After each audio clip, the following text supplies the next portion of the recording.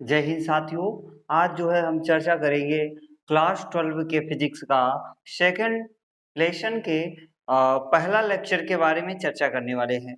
ठीक है, तो जैसा कि इस सेशन में हम चर्चा करेंगे वैद्युत फ्लक्स के बारे में। ठीक है, तो शुरू से अंत तक सारी चीजें देखना, सारी बातें क्लियर हो जाएंगी विद चित्र के माध्यम से। आप सभी को ऐसा बताएंगे, साथ साथ में इंजॉय इंटरटेनमेंट भी करवाते रहेंगे। तो चलिए भैया, हम बात करते हैं, जैसा कि इस चैप्टर का नाम है वैद्युत फ्लक्स तथा गॉस की प्रमेय। तो सबसे पहले हम बात करते हैं वैद्युत फ्लक्स क्या होता है। क्या वैद्युत फ्लक्स क्या होता है, इसके बारे में हम चर्चा कर लेते हैं कि वैद्युत फ्लक्स क्या होता है। तो सबसे पहले हेडिंग डाल लो बेटा, नोट्स हम नहीं देंगे, जो है पीडीएफ नहीं देंगे, सारी चीजें हमारे साथ साथ में लिखनी पड़ेंगी। तुम ये सोचो कि हम जो है पीडीएफ देंगे, तो पीडीएफ लेने से कोई फायदा नहीं। लिखोगे तो ऑटोमेटिक जो है तुम्हें हर चीज याद होने लगेगी। तो बिना संघर्ष के कोई महान नहीं होता। जब तक पत्थर पर जब तक चोट ना पड़े तब तक पत्थर भी भगवान नहीं होता। इस कारण से संघर्ष कीजिए, मेहनत कीजिए और मेरे साथ दिल जान से लगे रहिए। तो बात हम करते हैं वैद्युत फ्लक्स के बारे में। ठीक है, नोट करते रहना, एक कॉपी पेन बिल्कुल बगल में रख लीजिए भैया सभी लोग। वैद्युत फ्लक्स ये होता क्या है? तो भैया क्या होता है, किसी पृष्ठ से गुजरने वाली वैद्युत बल रेखाओं की संख्या को वैद्युत फ्लक्स कहते हैं। या दूसरी तरीके से हम बोले, जैसा कि चित्र में देख पा रहे हो, वैद्युत फ्लक्स में क्या हो रहा है, भले ही ये मैग्नेट का है लेकिन बिजली इसमें भी फ्लो हो रही है। तो जैसा कि देख पा रहे हो, एक टर्मिनल से दूसरे टर्मिनल की ओर यानी इलेक्ट्रिक फ्लक्स फ्लो हो रहा है, यानी बह रहा है। तो इसी प्रकार वैद्युत फ्लक्स होता है। वैद्युत फ्लक्स में जो बल रेखाएं होती हैं, वैद्युत बल रेखाएं होती हैं, वो एक सिरे से दूसरे सिरे की ओर प्रवाहित होती हैं। तो वैद्युत फ्लक्स में कुछ विशेष नहीं है, डरने वाली कोई बात नहीं है, सिर्फ हमें सारी चीजों के बारे में डिटेल में समझना है और कुछ नहीं है। तो वैद्युत फ्लक्स की परिभाषा सभी लोग कॉपी पेन निकाल के लिखो। किसी पृष्ठ से गुजरने वाली, किसी पृष्ठ से गुजरने वाली वैद्युत बल रेखाओं, वैद्युत बल रेखाओं की संख्या को प्रदर्शित करने के लिए, संख्या को प्रदर्शित करने के लिए जिस भौतिक राशि का उपयोग किया जाता है उसे उसे वैद्युत फ्लक्स कहते हैं, उसे वैद्युत फ्लक्स कहते हैं। इतना क्लियर हो गया होगा। अब देखो समझते हैं। तो यहाँ पर वैद्युत फ्लक्स के लिए एक फार्मूला दिया गया है, हमने directly phi E is equal to, phi से प्रदर्शित करते हैं, सारी चीजें डिटेल में बताएंगे। Phi E is equal to Q upon, sorry ऐसा करते हैं, ई ए कॉस थीटा। ठीक है, समझाने के लिए है भैया। ठीक है, अभी हम इसकी सारी कंडीशन, सारे केस के बारे में पढ़ेंगे। तो दूसरी परिभाषा यदि लिखना चाहो भैया तो लिख सकते हो। क्या भैया, ध्यान से समझना, वैद्युत क्षेत्र तथा क्षेत्रफल के गुणनफल को वैद्युत फ्लक्स कहते हैं। वैद्युत क्षेत्र की तीव्रता तथा क्षेत्रफल के गुणनफल को वैद्युत फ्लक्स कहते हैं। इसे फाई ई से प्रदर्शित करते हैं। इतनी बात क्लियर हुई? ठीक है, अब देखो केस की बात कर लेते हैं यहाँ पर। ठीक है, पहला केस, केस नंबर 1, यदि थीटा का मान, भैया ध्यान देना, यदि थीटा का मान हम क्या लिखें, यदि थीटा का मान हम 0 अंश लिखें, कितना, 0, ये किसके लिए होता है, अधिकतम के लिए, अधिकतम, अधिकतम के लिए। तो यहां पर रखो फाई ई। अब भैया चित्र के माध्यम से भी समझा देते हैं। ठीक है, कैसे क्या होता है। हमने ये वैद्युत बल रेखाएं, ठीक है, वैद्युत बल रेखाएं ये हैं, ठीक है, ये वैद्युत बल रेखाएं हैं। ठीक, अब वैद्युत बल रेखाओं में हमने यहाँ पर एक कोई पृष्ठ रखा, तो यहाँ पर हम कोई पृष्ठ रख देते हैं। ठीक, अब इसकी वैद्युत बल रेखा किस दिशा में, इसी दिशा में, लेकिन इसका क्षेत्रफल जो होगा वो भी किसी दिशा में होगा, इसी दिशा में होगा। ठीक है, अर्थात ये जो हमने बॉक्स रखा है या एक डिब्बे टाइप में रखा है, इसका क्षेत्रफल भी इसी तरफ होगा। क्या इसी तरफ होगा। जब इसका क्षेत्रफल भी इसी तरफ होगा तो यहाँ थीटा का मान कितना होगा, 0 डिग्री होगा। ठीक, थीटा का मान 0 डिग्री। जैसे हम समझाने का प्रयास करते हैं, यहाँ पर डंडा उठा लेते हैं। जैसे ये स्टिक है, ये डंडा है, ठीक है, ये मारने के लिए है तुमको, ऑनलाइन वालों को नहीं मारेंगे, ऑफलाइन वालों को कायदे से इससे सूता जाता है। तो भैया हम समझते हैं यहाँ पर वैद्युत बल रेखाएं, समझ रहे बिल्कुल ध्यान से, वैद्युत बल रेखाएं यहाँ से फ्लो हो रही हैं, ठीक है। तो हम इसको क्या, इसको ऐसे रख दे, कैसे, ऐसे रख दे, ठीक है, या ऐसे रख दे, कैसे, ऐसे रख दे, सबसे बढ़िया बेटर ऐसे रख दे, ठीक है। यदि हम ऐसे रख दें तो ये जो वैद्युत बल रेखाएं इससे गुजरेंगी, इससे होकर, ई का मान इससे होकर गुजरेगा, अर्थात इसका जो मेन क्षेत्रफल होगा इस दिशा में होगा और इस दिशा में होगा। क्षेत्रफल तो इसी दिशा में होगा क्योंकि उधर की ओर मुड़ा है, ठीक है, यानी इस तरफ ई का मान भी इधर की तरफ होगा और ए का मान भी इधर की तरफ। अर्थात जब दो राशियां एक ही दिशा में गति करती हैं तो उसमें थीटा का वैल्यू जो होती है वो 0 होती है। ये बात हमें समझना चाहिए। यदि ई का मान भी इधर की ओर है और ए का मान यानी क्षेत्रफल भी इधर की ओर है तो दोनों ही कंडीशन में थीटा की वैल्यू जो होगी 0 डिग्री होगी। तो यहाँ पर थीटा की वैल्यू जब 0 डिग्री रखी तो phi E is equal to क्या निकला भैया, ई ए कॉस 0 डिग्री का मान सभी लोगों को पता होगा कि कितना होता है भैया, कॉस 0 डिग्री का मान होता है 1। तो यहाँ पर रख देते हैं phi E is equal to E A, चूंकि इसका वैल्यू तो क्या हुई, 1 हुई, ठीक है, पहला केस।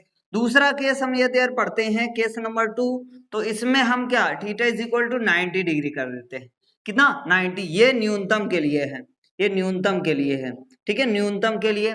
अब इसमें भी एक चित्र बना देते हैं, ऐसे ही वैद्युत बल रेखाओं को हम क्या करते हैं, फ्लो कर देते हैं, ठीक है। अब देखो हमने पृष्ठ को कैसे रखा, अब हमने पृष्ठ को इस प्रकार से रख दिया, अर्थात इसका जो ई का मान होगा वो इस दिशा में होगा, ठीक है, लेकिन इसका क्षेत्रफल ध्यान देना, इससे समझना डंडे से, इसका क्षेत्रफल किस दिशा में होगा, ऊपर की ओर होगा। ध्यान देना भैया, हमने ऐसे रख दिया, क्या ऐसे रख दिया, अभी तक हमने ऐसे रखा था तो ई और ए का मान एक ही दिशा में था, लेकिन अब तो ई का मान इस दिशा में हो गया और ए का मान ऊपर वाली दिशा में हो गया, अर्थात डी ए या ए जो होगा वो ऊपर की ओर होगा। समझना, ये समझना, ऐसे हमने कर दिया, अर्थात ए जो होगा एरिया वो ऊपर की ओर होगा, क्षेत्र यानी वैद्युत क्षेत्र की तीव्रता इस दिशा में होगा। अर्थात कहने का मतलब ये है कि यहाँ पर जो कोण बनेगा वो कितने डिग्री का बनेगा, theta is equal to 90 degree का बनेगा, कितने 90 डिग्री का बनेगा। यहाँ तक बात क्लियर हुई सबको, ठीक है, थीटा कितने 90 डिग्री का, तो हमने यहाँ 90 डिग्री न्यूनतम के लिए। अब देखो phi E is equal to E A cos 90 degree, तो चूंकि हम जानते हैं कि कॉस 90 डिग्री की वैल्यू कितनी होती है, 0 होती है, यहाँ पर phi E is equal to क्या हो जाएगा, 0। तो ये दो कंडीशन हो गई, क्या दो कंडीशन ये हो गई। अब तीसरी कंडीशन जो हमें यहाँ पर हमने ये जो निकाली थी, इस कंडीशन के बारे में हम बात कर लेते हैं। तो यहाँ पर हमने वैद्युत बल रेखाओं को हमने इस प्रकार से खींच दिया, ठीक है, ये जो निकाली थी कैसे निकालेंगे इसको हम देख लेते हैं। तो हमने इस पृष्ठ को ऐसे थोड़ा तिरछा करके रख दिया, ठीक है, हमने इस पृष्ठ को थोड़ा तिरछा करके रख दिया।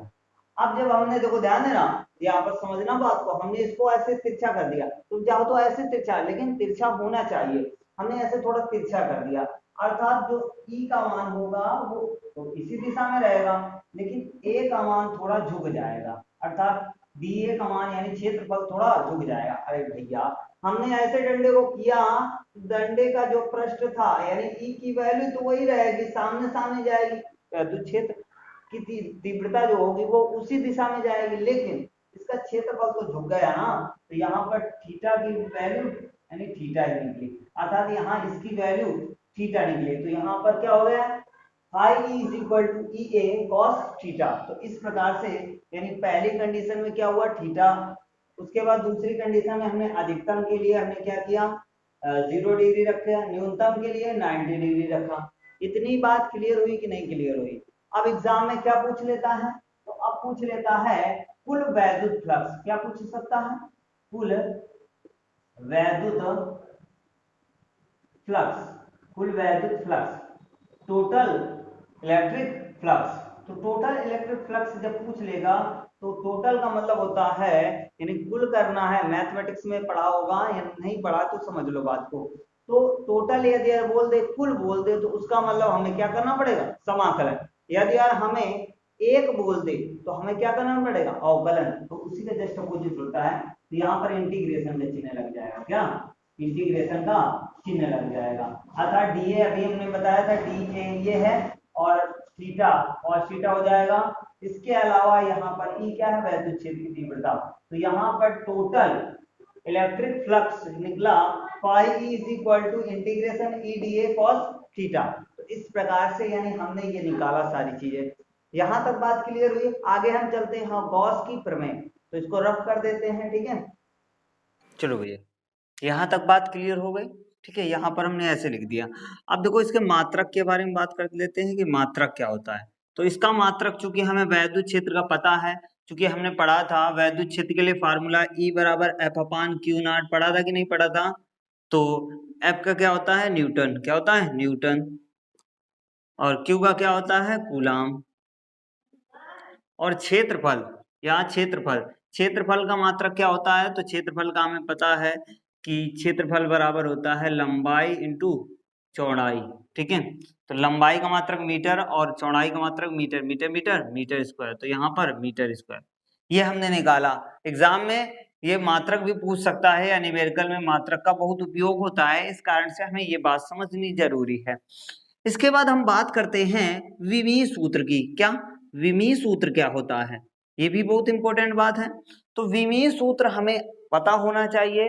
विमीय सूत्र निकालना कैसे होता है, तो इसके बारे में हम, यदि यार तुम्हारी इच्छा होगी कमेंट करना, तो विमीय सूत्र का एक डिटेल वीडियो हम लेकर आएंगे, ठीक है। तो यहाँ पर न्यूटन, चूंकि हमें पता है कि न्यूटन किसका सूत्र होता है, तो न्यूटन होता है बल का सूत्र। क्या होता है, बल का मात्रक होता है न्यूटन, ठीक है। तो न्यूटन के लिए चूंकि हमें पता है F बराबर ma, क्या होता है F बराबर ma, समझते हैं ध्यान से, समझना ध्यान से। चूंकि हम जानते हैं कि F बराबर ma यानी द्रव्यमान इंटू त्वरण, तो इसका मात्रक क्या होता है किलोग्राम, और इसका मात्रक क्या होता है त्वरण का, मीटर अपान सेकेंड स्क्वायर। ध्यान देना भैया, यहाँ पर जहां न्यूटन लिखा है इसके स्थान पर क्या लिख सकते हैं, केजी। केजी केजी किसका, जो केजी का डायमेंशनल फार्मूला क्या होता है, एम होता है, क्या होता है एम, और मीटर का डायमेंशनल फार्मूला एल होता है, सेकेंड का डायमेंशनल फार्मूला टी होता है, टी स्क्वायर। यहाँ पर सेकंड स्क्वायर था, टी स्क्वायर कर दिया। अर्थात यहाँ पर इसके जगह पर, किसके, इसके जगह पर क्या लिख सकते हैं एम एल टी, इसको ऊपर भेज दो तो माइनस का 2 हो जाएगा, अर्थात न्यूटन का हमने निकाल लिया। इसके अलावा मीटर का जब निकालेंगे तो मीटर का विमीय सूत्र क्या होता है एल, तो यहाँ पर स्क्वायर है ना, तो एल स्क्वायर हो जाएगा बटे अपान कूलाम। चूंकि हमने पढ़ा है Q बराबर आई टी, तो इसका क्या होता है एम्पियर, और इसका क्या होता है टी, यानी AT लिख सकते हैं, क्या लिख सकते हैं AT, ठीक है। अब इन सबको ऊपर ले जाते हैं, तो जब सॉल्व करेंगे तो एम एल, देखो यहाँ पर कितने हो गए एल, 3 हो गए, टी, टी देखो यहाँ पर कितने हैं 2 हैं, इसको ऊपर लाओगे तो ये इधर प्लस में ऊपर आएगा, माइनस का हो जाएगा, माइनस का 1 माइनस का 2 कितने हो जाएगा, माइनस का 3, तो टी की पावर -3 हो जाएगा। और ए को जब ऊपर लाओगे तो ए के घाते -1 हो जाएगा, अर्थात विमीय सूत्र क्या निकला एम एल स्क्वायर टी की पावर -3 ए की पावर -1। तो ये विमीय सूत्र और मात्रक ये बहुत इंपॉर्टेंट है, ये बहुत ज्यादा एग्जाम में पूछे जाते हैं, इसलिए इन चीजों को जानना अति आवश्यक है, ठीक है। तो यहां तक क्लियर हुई बात को, आगे चलते हैं भैया, ठीक है। रब कर देते हैं, स्क्रीनशॉट ले लो,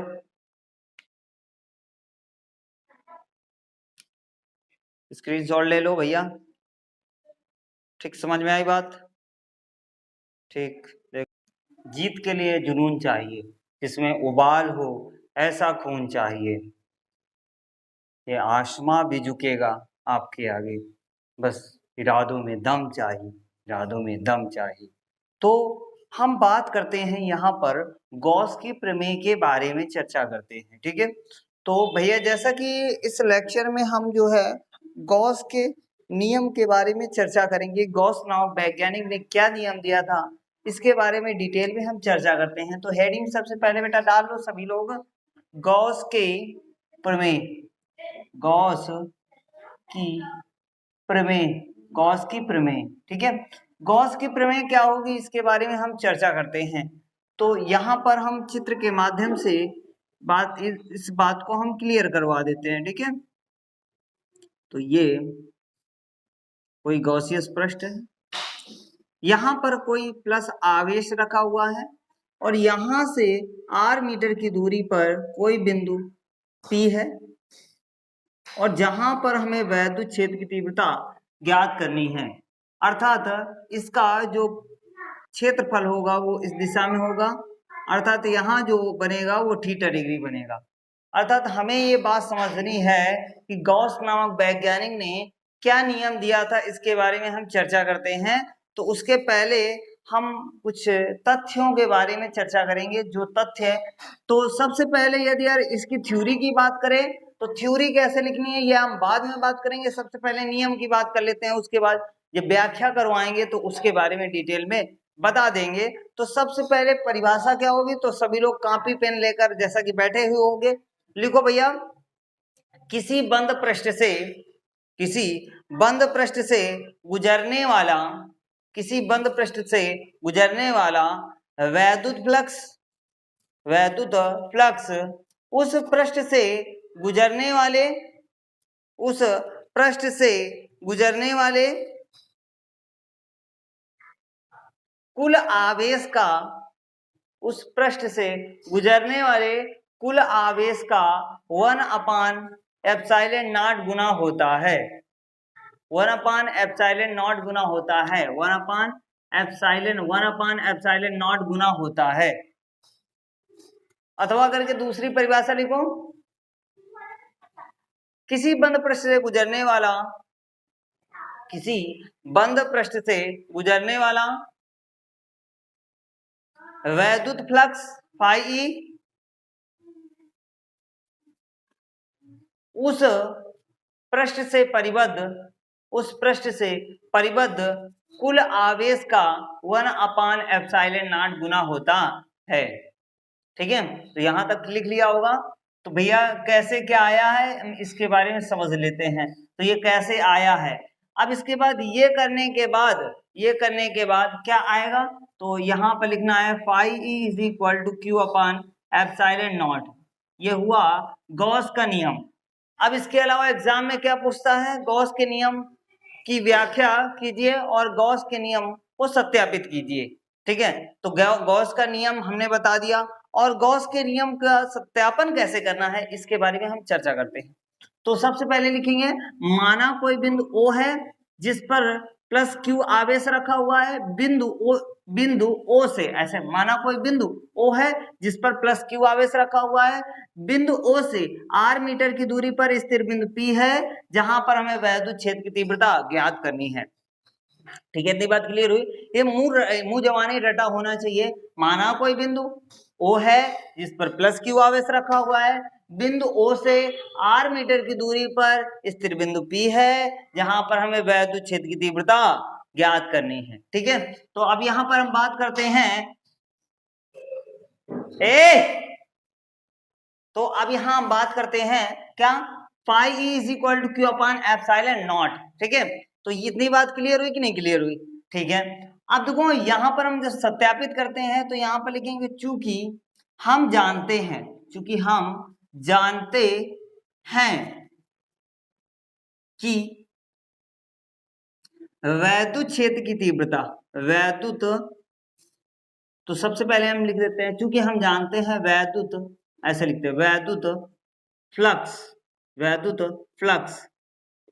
तो वैद्युत फ्लक्स के लिए अभी हमने फार्मूला बताया phi E is equal to, क्या बताया, ई ए, क्या बताया, ई ए और कॉस थीटा। ठीक है, ई ए कॉस थीटा। ठीक है, तो ई ए कॉस थीटा लिखना हो तो लिखो, नहीं तो थीटा का यूज मत करो, करना हो तो कर सकते हो, नहीं करना हो कोई बात नहीं। ठीक है, तो यहां पर क्या हो जाएगा, ये हो जाएगा अर्थात यहाँ पर क्या हो जाएगा, अर्थात हम यहाँ थीटा ना मान के इन दोनों को एक ही दिशा में कर देते हैं डीए, अर्थात यहाँ जो वैल्यू होगी थीटा की वैल्यू कितनी होगी 0 डिग्री होगी, कितनी 0 डिग्री, इसके अकॉर्डिंग कर देते हैं। तो जब 0 डिग्री होगी तो हमने बताया था phi E is equal to E A cos 0 degree 1 होता है, तो वहां से phi E is equal to E A निकलेगा। इसको हमने डाल दिया समीकरण 1, समीकरण 1। चूंकि अब यहाँ पर लिखेंगे चूंकि वैद्युत क्षेत्र की तीव्रता, वैद्युत क्षेत्र की तीव्रता, तो इसके लिए फार्मूला क्या होता है भैया, तो इसके लिए फार्मूला होता है, क्या होता है, E is equal to 1/4 pi epsilon naught, क्या होता है, किसी एक बिंदु पर, तो यहाँ पर किसी एक बिंदु पर आवेश जो होगा तो 1/4 pi epsilon naught E is equal to 1/4 pi epsilon naught Q upon, देखो R स्क्वायर, ठीक है, ठीक है। तो इसको डाल दिया हमने समीकरण सेकंड, ठीक। अब चूंकि और जानते हैं, चूंकि क्षेत्रफल यानी पृष्ठ का, गोलीय पृष्ठ या इस पृष्ठ का बोल सकते हैं, इस पृष्ठ, गोलीय पृष्ठ का संपूर्ण क्षेत्रफल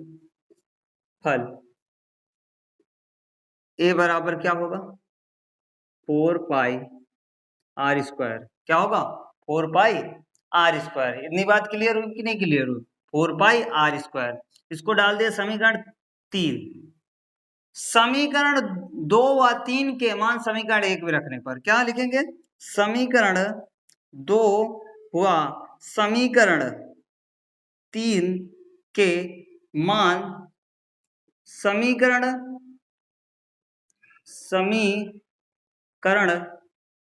1 में रखने पर, समीकरण 1 में रख देते हैं, ठीक है। यहां तक क्लियर हो रही बात, आगे यहां ऊपर लिख देते हैं, ठीक है। तो यहां पर रखते हैं भैया, इसमें सबसे पहले हम किसका मान रखें, ई की वैल्यू रखें, तो phi E is equal to, E की वैल्यू क्या है भैया 1/4 pi epsilon naught Q upon R square, 1/4 pi epsilon naught Q upon R square into A की वैल्यू क्या है 4 पाई आर स्क्वायर, नहीं 4 पाई आर स्क्वायर, ध्यान देना बेटा, 4 पाई से 4 पाई कैंसिल, आर स्क्वायर से आर स्क्वायर कैंसिल, तो बचा क्या phi E is equal to Q upon epsilon naught. तो यही हमें सत्यापित करना था, यहां तक ये सत्यापित हो गया, ठीक है। तो ये बात क्लियर हुई यहां तक, ठीक है। अब इसके बाद हम यहाँ कंडीशन की बात कर लेते हैं। तो इसकी कंडीशन क्या होती है, तो ये जो नियम होता है, गॉस नामक वैज्ञानिक ने बताया था, हमारा नियम कहाँ तक अप्लाई होता है इसके बारे में इन्होंने बताया था। यहाँ तक स्क्रीनशॉट ले लो, इसके बाद हम यहाँ से आगे रफ कर देते हैं, आगे कंडीशन की बात करते हुए नोट की बात कर लेते हैं, ठीक है। तो पहली कंडीशन क्या होगी, लिखते जाओ भैया। पहली कंडीशन, ये नियम बंद पृष्ठ के लिए ही लागू होता है। पहला केस क्या होगा, ये नियम बंद पृष्ठ के लिए ही लागू होगा, खुले पृष्ठ के लिए नहीं, पहली बात। दूसरी बात इन्होंने क्या बताई थी, तो दूसरी बात इन्होंने बताई थी, यह नियम आकृति व आकार पर निर्भर नहीं होती है। अब जैसा कि हमने बताया था, ये नियम सिर्फ बंद पृष्ठ के लिए लागू होता है, अर्थात आकृति कैसी भी हो कोई मतलब नहीं, आकृति कैसी भी हो कोई मतलब नहीं, लेकिन बंद होना चाहिए, ठीक है। पहली कंडीशन में हमने जैसा बताया कि ये नियम सिर्फ बंद पृष्ठ के लिए ही लागू होता है, खुले पृष्ठ के लिए नहीं। तो दूसरे में बताया ये आकृति व आकार कैसा भी हो लेकिन बंद होना चाहिए, तब ये नियम आकृति व आकार पर निर्भर नहीं करता है। यदि बात समझ में आई। इसके अलावा तीसरा नंबर, ये आवेश की स्थिति पर निर्भर नहीं करता, ये आवेश कहीं पर भी हो, अर्थात आवेश कहीं भी उपस्थित हो, ठीक है, यहाँ उपस्थित हो, ठीक है, यहाँ पर उपस्थित हो तो भी वैद्युत क्षेत्र की तीव्रता में कोई इफेक्ट नहीं पड़ेगा। यदि यार यहाँ पर कोई आवेश उपस्थित है तो भी वैद्युत क्षेत्र की तीव्रता में और वैद्युत फ्लक्स में कोई इफेक्ट नहीं पड़ेगा। अर्थात ये कह रहा है, क्या कह रहा है, आवेश कहीं भी उपस्थित हो, ठीक है, वैद्युत फ्लक्स पर कोई ये निर्भर नहीं करता है, ठीक है, वैद्युत फ्लक्स पर कोई प्रभाव नहीं डालता है, ऐसा कहो। आवेश कहीं भी रखें, इस पृष्ठ पर आवेश कहीं भी रखें, लेकिन ये जो आवेश होगा ये वैद्युत फ्लक्स को प्रभावित नहीं कर सकता है। तो यहां तक बात क्लियर हुई? यहां तक बात सबको क्लियर हुई कि नहीं क्लियर हुई? यहां तक सारी बातें क्लियर होनी चाहिए। अब कॉपी पेन लेकर बैठा करो, कोई भी पीडीएफ नहीं मिलेगा भैया, लेकिन मैं वादा करता हूं तुम लोगों से कि इससे रिलेटेड एग्जाम में क्वेश्चन पूछे जाएंगे। हम जो है सारी चीजों को एनालिसिस करके पढ़ाते हैं, भले ही थोड़ा वीडियो लेट हो सकता है, लेकिन जो भी चीजें होंगी वो हम जो है एग्जाम बेस से बता रहे हैं।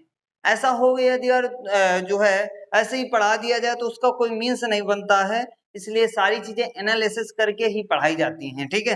तो थोड़ा समय लगा इस वीडियो को आने में, तो यहाँ तक बात सबको क्लियर हुई भैया? तो चूंकि हमारे पास भी बहुत काम रहता है, इसके अलावा जो है काफी बीच में काफी दिक्कतें आई, बहुत परेशानियां आई, ठीक है, लेकिन फिर भी हम उनसे कभी भी हारे नहीं है, ठीक है। बहुत लोगों से हमारे यहाँ की कोचिंग के बैनर फाड़े गए और जो है बहुत सारी बातें हुई, ठीक है। तो इस कारण से थोड़ा जो है फ्रस्ट्रेट होने के कारण ऐसा वीडियो रेगुलर नहीं ला पाए, इस कारण से उसके लिए बहुत बहुत सॉरी मांगते हैं कान पकड़ के, ठीक है। तो यहाँ तक बात सबको क्लियर हो गई भैया, ठीक है।